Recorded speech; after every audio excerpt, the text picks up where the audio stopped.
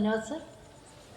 सर्वप्रथम जगाला शांतीचा संदेश देणारे, विज्ञाननिष्ठ धम्म देणारे तथागत बुद्ध, तसेच रयतेचे राजे शिवाजी महाराज, त्यांना जन्म देणाऱ्या राष्ट्रमाता राजमाता जिजाऊ, त्यांची समाधी शोधून ज्यांनी अभूतपूर्व अशी शैक्षणिक क्रांती केली असे महात्मा फुले आणि सावित्रीबाई फुले, आम्हाला आरक्षणाचा अधिकार देऊन प्रवाहात आणणारे राजेश्री शाहू महाराज आणि या सर्वांच्या स्वप्नांना जाहीरनामा देणारे, एक उत्कृष्ट संविधान देऊन आम्हाला मानवी मूल्य देणारे विश्वरत्न महामानव डॉक्टर बाबासाहेब आंबेडकर, तसेच जेवणाचं ताट मोडा हातात भाकर घ्या पण पोराला शिकवा असं सांगणारे संत गांधी महाराज.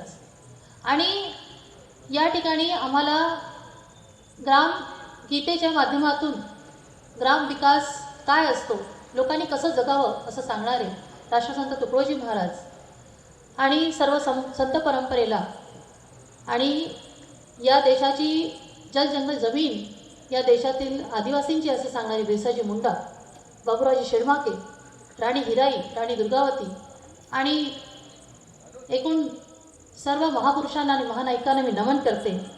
आज बुद्ध पौर्णिमा समारोह समिती बल्लारपूरद्वारा आयोजित एक महत्त्वाचा विषय इथे ठेवण्यात आलेला आहे.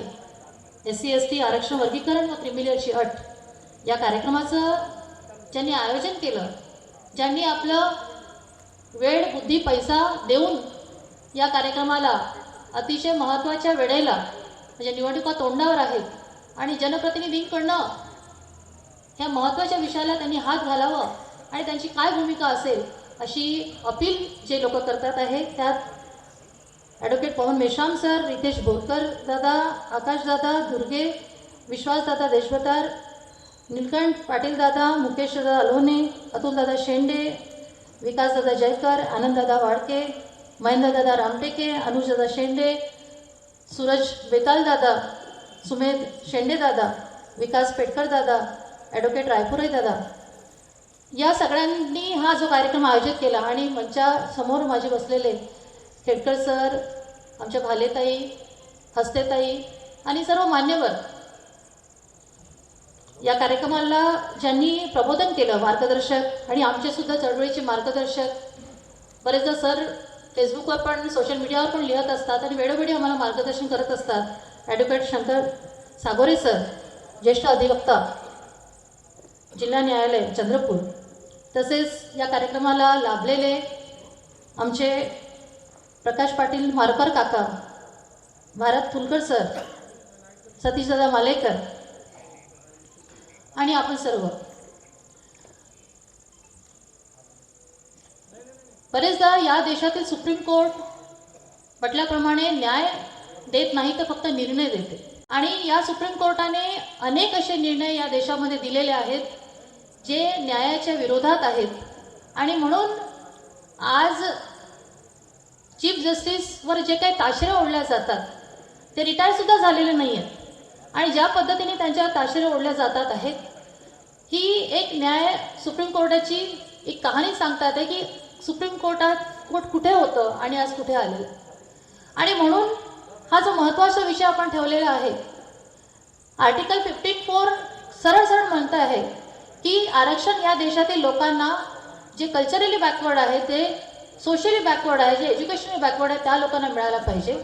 आणि म्हणून कुठेही क्रिमिलेअर नाही आणि क्रिमिलेअर नसताना ती अट त्यांनी घातली आणि सरळ सरळ ही गोष्ट अनकॉन्स्टिट्युशनल आहे याचा प्रत्यय आम्हाला आलेला असताना सुद्धा ही गोष्ट आमच्यावर थोपवण्यात आली, ही गोष्ट आमच्यावर लागू करण्यात आली आणि आज याची चर्चा आम्हाला इथे करावी लागते.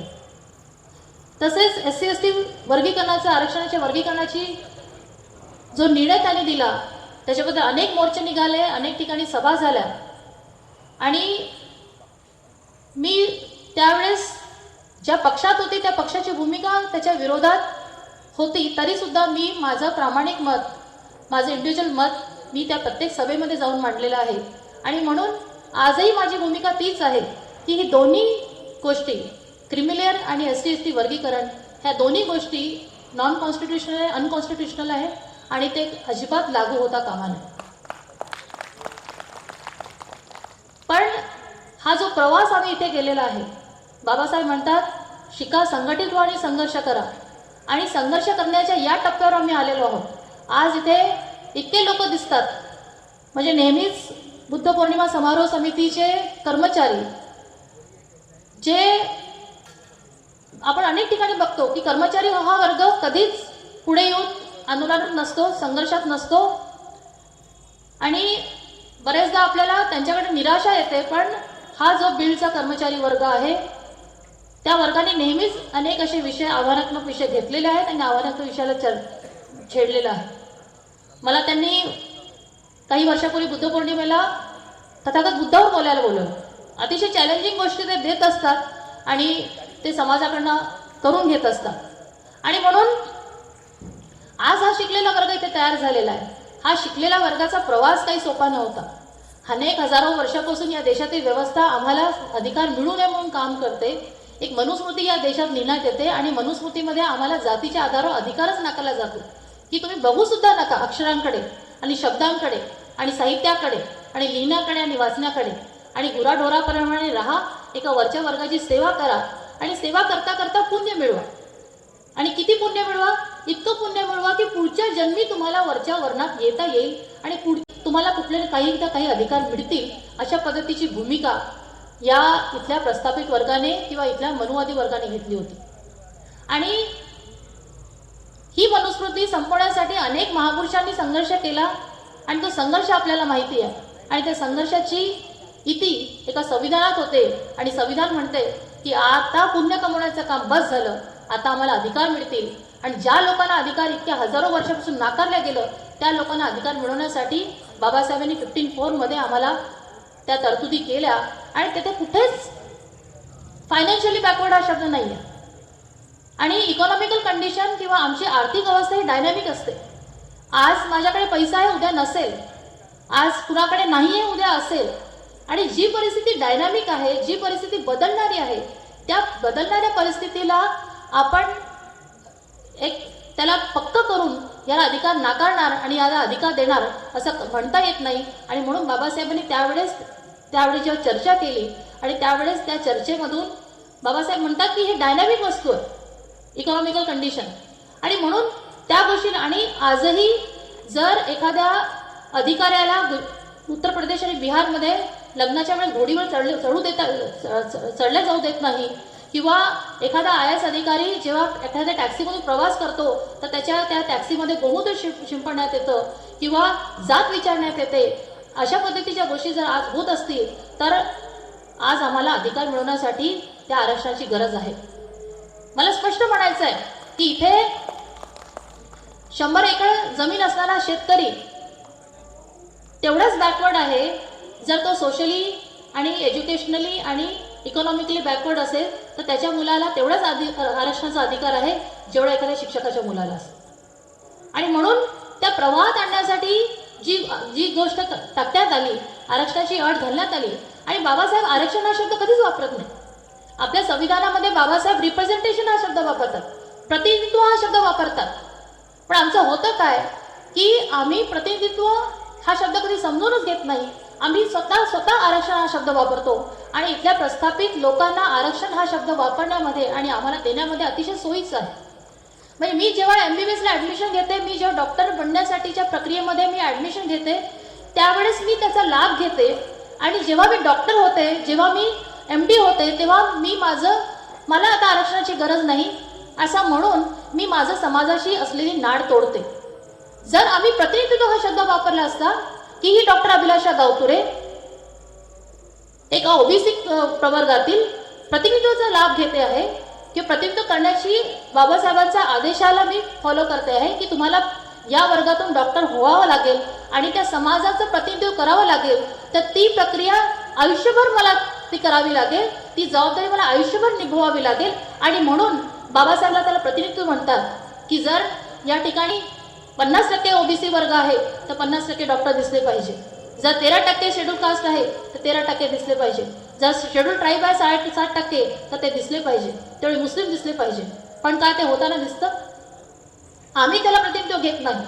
आम्ही डॉक्टर झाल्यानंतर, आम्ही धनाढ्य झाल्यानंतर, IAS ऑफिसर झाल्यानंतर, IPS ऑफिसर झाल्यानंतर आम्हाला जय भीम म्हणण्याची सुद्धा लाज वाटते, आम्हाला जय OBC सुद्धा म्हणण्याची लाज वाटते आणि आम्ही सुद्धा नाकातून बोलायला लागतो. आणि कुठेतरी आम्ही सुद्धा वरच्या वर्गात आहोत, आम्ही पण सवर्ण झालो अशा पद्धतीने वागायला लागतो आणि आम्ही आमच्या प्रतिनिधित्वाची भूमिका आम्ही विसरतो. आणि म्हणून ही भूमिका प्रत्येक वर्गातील तेवढ्या घटकाला ती पूर्ण करावी लागेल आणि म्हणून प्रतिनिधित्व ही गोष्ट आपल्याला स्वीकारावी लागेल आणि तेवढ्या प्रमाणात आमच्या समाजाला मिळतं की नाही ते द्यावं लागेल. आजही बराचसा बॅकलॉग आहे. आज ओबीसीचे 50% आहे आणि 4.5% ते 5% क्लास 1 आणि क्लास 2 आहेत. तर कुठे आहे काय ते फुलफिल झालेलं आहे जे हे संविधान देऊ इच्छितं? काय शेड्यूल ट्राईब्समध्ये ते फुलफिल झालेलं आहे? काय आज आपल्या ते लोक दिसतात? सागोरे सर जर म्हणतात आहे की आम्ही 2च लोक त्या ठिकाणी आहोत, तर संख्येने एवढा मोठा समाज आहे, पण आम्ही कुठे आहोत? आम्ही किती संख्येने आहोत? आणि म्हणून त्या रिप्रेझेंटेशनसाठी आपल्याला ती अट, ही जी क्रिमिनलची अट आहे ती अतिशय अनकॉन्स्टिट्युशनल आहे. आणि म्हणून जेव्हा पण आम्हाला प्रतिनिधित्व करण्याची आम्हाला ती संधी मिळेल तेव्हा आम्ही या गोष्टीला विरोध करू. इथे सुद्धा विरोध करते आहे. जर विधानसभेमध्ये जर संधी मिळाली विरोध करण्याची तर तिथे सुद्धा विरोध करणार.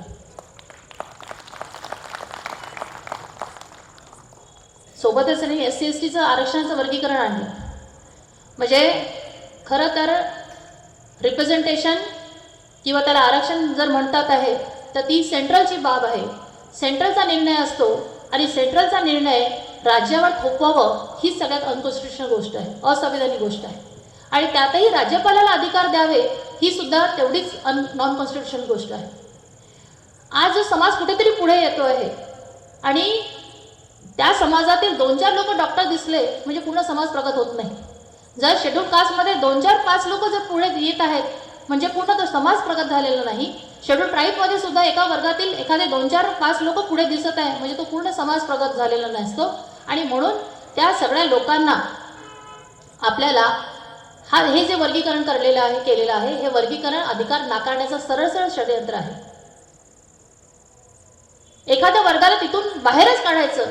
त्याला तुम्ही ग्रुप A मध्ये आला आहात, तुम्ही अतिशय प्रगत झाला आहात, आता तुम्हाला त्या पर्सेंटमध्ये आरक्षण मिळणार नाही, तुम्हाला कमी मिळेल असं म्हणून त्या वर्गाला पूर्णपणे बाहेर काढायचं.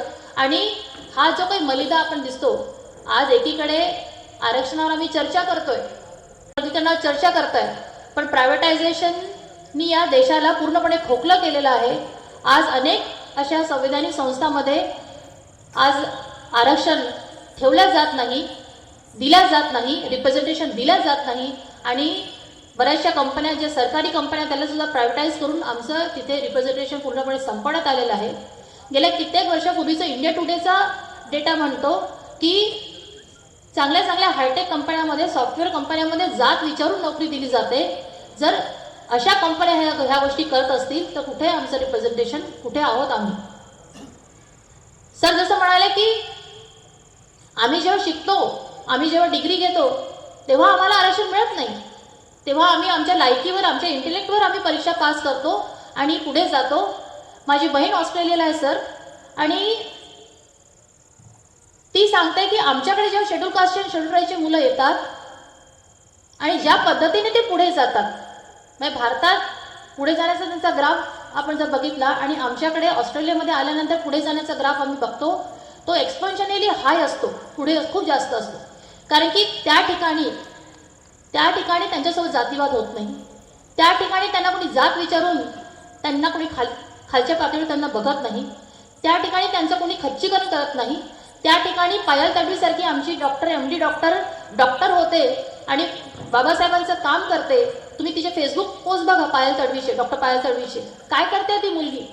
इथल्या सवर्णाच्या मुली डॉक्टर झाल्यानंतर पगार मिळाल्यानंतर पिकनिक बनवायला जातात आणि ही पायल तडवी, ही बाबासाहेबांची लेक, ही त्या अनाथालयात जाते आणि त्या गौरगरीब मुलांना पुस्तकं देते, ते लायब्ररीला पैसे देते. आणि असे लोक, पायल तडवीसारखे लोक जेव्हा डॉक्टर बनतात, MD बनतात तेव्हा तिचं खच्चीकरण करून तिला आत्महत्या करण्यामध्ये प्रवृत्त केलं जातं. ही अशा पद्धतीची आमच्याकडे सामाजिक व्यवस्था आहे आणि अशा सामाजिक व्यवस्थेमध्ये जगताना आमचे विद्यार्थी खचतात. कितीही ते पुढे गेले, किती उच्च शिक्षण घेतलं तरी सुद्धा त्यांना त्यांची जागा वेळोवेळी दाखवण्यात येते. आणि म्हणून त्या ठिकाणी युरोपियन देशामध्ये किंवा अमेरिकन देशामध्ये किंवा ऑस्ट्रेलियन देशामध्ये ज्या पद्धतीचं पोषक वातावरण त्यांना मिळतं, ज्या पद्धतीने त्यांना पुढे जाण्यासाठी मोटिवेशनल गोष्टी मिळतात, ते लोक आणखी जास्त प्रगती करतात, अनेक पटीने प्रगती करतात आणि तिथे राहणाऱ्या सवर्णापेक्षा सुद्धा पण कितीतरी पुढे जातात. अनेक उदाहरणं आपण बघू शकतो. आणि म्हणून गरज आहे या देशामधील आमच्या बहुजन समाजाला पोषक असं वातावरण देण्याचं. आज सुप्रीम कोर्ट अनेक निर्णय देत आहे की SC STचं वर्गीकरण व्हायला पाहिजे, आरक्षणामध्ये क्रिमीला यायला पाहिजे, तर ते आणलेलं आहे, OBC मध्ये आणलेलं आहे, SC ST मध्ये आणू पाहतात आहे. पण ही सुप्रीम कोर्ट कधी शाळा बंद होते त्याच्यावर बोलत नाही. ही सुप्रीम कोर्ट शाळेमध्ये 10 वर्ग आहेत आणि 4 शिक्षक आहेत त्याच्यावर बोलत नाही. ही सुप्रीम कोर्ट 2 वर्गातील मुलांना 3 वर्गातील मुलांना एका खोलीत बसवलं जातं आणि फक्त टाइमपास केला जातो. वर्षानुवर्ष आमच्या अशा पद्धतीने बोलतात. आज त्याच लोकांची सत्ता आहे, तेच लोक सत्तेवर आहे. जर हा विषय चर्चेत घेतला संसदेमध्ये तर त्याला कायद्याचं स्वरूप सुद्धा आणू शकतात आणि आमच्यावर माफी मारू शकतात, ही भीती सुद्धा मला वाटते. आणि म्हणून या विषयाला याचा तर निषेध व्हायलाच पाहिजे. पण या विषयाचा निषेध करताना तुम्हाला फक्त सामाजिक पातळीवर आपल्याला सामाजिक पातळीवर निषेध करून चालणार नाही. तिथे गुरगुरणारे लोक पाठवले पाहिजे, गुरगुरणारे लोक या विषयावर बोलले पाहिजे, त्याचा निषेध केला पाहिजे. आणि हा कायदा म्हणजे हे जे त्यांनी हा विषय जो आणलेला आहे त्याचा कायद्यात रूपांतर होता अजिबात कामा नये. हा सुद्धा एक महत्त्वाचा विषय.